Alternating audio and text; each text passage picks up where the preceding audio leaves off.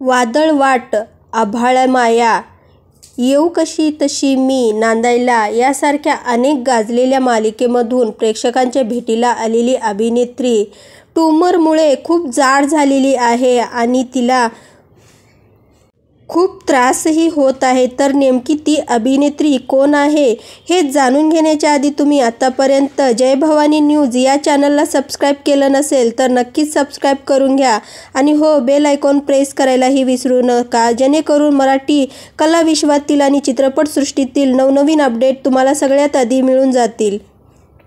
तर ती अभिनेत्री आहे अदिती सारंगधर. मराठी, नाटक, मालिका व चित्रपट अशा तिन्ही माध्यमातून तिने प्रेक्षकाच्या मनोरंजन केलेलं आहे, प्रेक्षकाच्या मनामध्ये घर केलेलं आहे. आपल्या अभिनयाने चर्चेत राहणारी ही अभिनेत्री सोशल मीडियावरही तितकीच सक्रिय असते. सोशल मीडियावर अभिनेत्री आपल्या कामाबद्दलची माहिती शेअर करत असते, तसंच खाजगी माहिती देखील ती शेअर करत असते.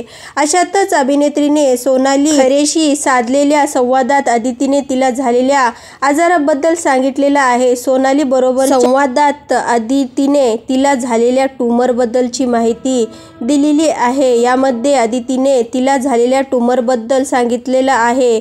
यावेळी सोनालीने तिला थायरॉइडबद्दल विचारले, तसेच त्यातून ती बरी कशी झाली याबद्दलही तिने विचारलं होतं. या आजाराशी तिने कसा सामना केला याबद्दलही विचारलं, तेव्हा अदितीने तिच्या ट्यूमर व थायरॉइडबद्दल सांगितलं. याबद्दल अदितीने असं म्हटलं आहे की मला ट्यूमर झाला होता, त्याची शस्त्रक्रिया झाली होती. तर याच्या मागे थायरॉइड असल्याचं समजलं. थायरॉइडची गाठ कापली गेली तेव्हापासून थायरॉइड सुरू झाला, तेव्हा माझा आवाजही गेला होता. हायपोथायरॉइडमध्ये तुमचं वजन पटकन वाढतं आणि सूज येते, त्यामुळे मला वर्षाचे 365 दिवस मी काय खाते हे बघावं लागतं. 8 दिवस मी नाही काही खाल्लं तरी पण फुगते, त्यामुळे मला सकाळी होणारे कपडे कधी कधी संध्याकाळी होत नाहीत. आता हे लोकांना खोटं वाटेल, पण ज्यांनी माझ्या वेशभूषा काम केलेलं आहे तसेच म्हणायचे की ताई, काल कपडे होत नव्हते पण आज सैल होत आहेत, किंवा अगदी काल कपडे सैल होते ते पण आता होत नाही आहेत.